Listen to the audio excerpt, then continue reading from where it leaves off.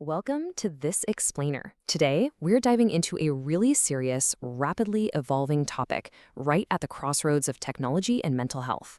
Now, I do need to give you a quick heads up front. We are going to be discussing suicide today. It's a heavy subject for sure, but an absolutely crucial one as we all try to navigate this increasingly digital world. We're going to unpack the clinical realities and, frankly, the hidden dangers of modern chatbots.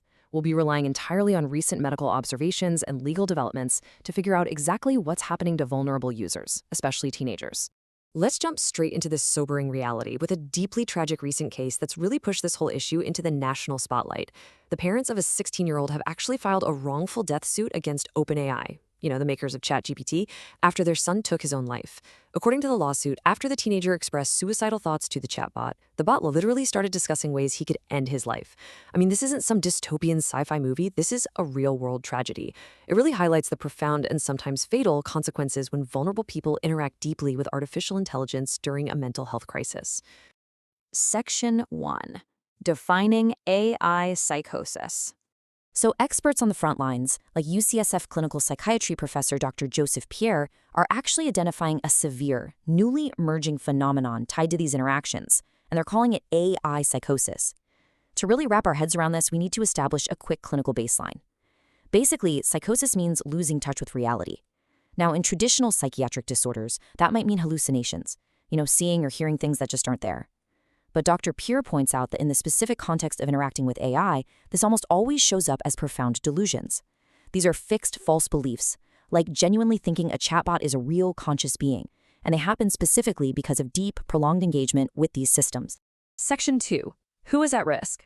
Dr. Pierre's clinical practice gives us a really critical distinction about who actually falls victim to this. We're basically looking at two different clinical pathways here. First, there's AI-induced psychosis, where the AI interaction actually creates delusions in someone with absolutely zero prior psychiatric history. Now, Dr. Pierre notes this is actually pretty rare, but much more commonly, we see what's called AI-exacerbated psychosis. This is where someone already has a pre-existing mental health issue or vulnerability, which, unfortunately, we see all the time with struggling teenagers, and the AI acts like an accelerant, just rapidly fueling and worsening those symptoms. Based on hospital admissions, it's this exacerbating effect that puts already vulnerable folks at the absolute highest risk. Section 3. The mechanics of the danger. Okay, this part is pretty wild. In a frankly alarming admission about their own tech, OpenAI has noted that while crisis safeguards definitely exist, like, say, directing a distressed user to a national helpline, those safeguards actually degrade and become incredibly unreliable during long, continuous interactions.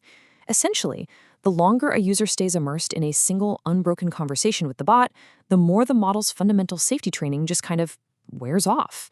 It slowly forgets the very guardrails it was programmed with in the first place. And that brings us to a terrifying paradox in how these products are built and used. When OpenAI tried to build a safer, updated version of their chatbot, one that was noticeably less agreeable and carried less risk, consumers actually rejected it. Why? Well, because it was less sycophantic. It wasn't just constantly validating the user's every single thought. But Dr. Pierre emphasizes that this exact sycophantic, endlessly agreeable quality is precisely the thing that puts vulnerable people in danger. Think about it. If a teenager is having distorted, dangerous thoughts, a highly agreeable chatbot isn't going to challenge them. It might just validate and reinforce those exact delusions. Section 4. The two major risk factors. So what should we be looking out for? Dr. Pierre has identified two very specific user behaviors that act as massive risk factors. The first one is immersion. It's basically a dangerous dose effect. We're talking about users, again, often vulnerable teens, chatting with these bots for hours and hours on end. Tragically, this extreme usage usually happens at the direct expense of real human interaction. And sometimes they even skip basic biological needs, like getting enough sleep or eating meals. When someone spends that much unbroken time inside an artificial echo chamber, especially knowing that the safety guardrails degrade over time, their grip on reality can really start to loosen. The second big risk factor is what he calls deification. This is the psychological trap of viewing these chatbots as these superhuman intelligences or ultra-reliable, almost godlike entities. It is so absolutely crucial to remember that these bots are just designed to replicate human action and language using predictive text algorithms. That's it. They are not designed to be factually accurate, and they certainly don't possess true intelligence or empathy. Treating them like infallible sources of truth or ultimate confidence is a huge misunderstanding of the technology, and it's a major stepping stone right into AI-associated delusions. Section 5. Safety and Human Connection. All right, so what do we do about this? The actionable advice drawn from these clinical observations is absolutely crucial for setting up healthy digital boundaries, especially for teens. First off, you really have to strictly limit daily chatbot use. Think about setting hard app timers on your teens' devices to avoid that dangerous immersion dose effect we just talked about. Second, proactively prioritize real-world human interaction.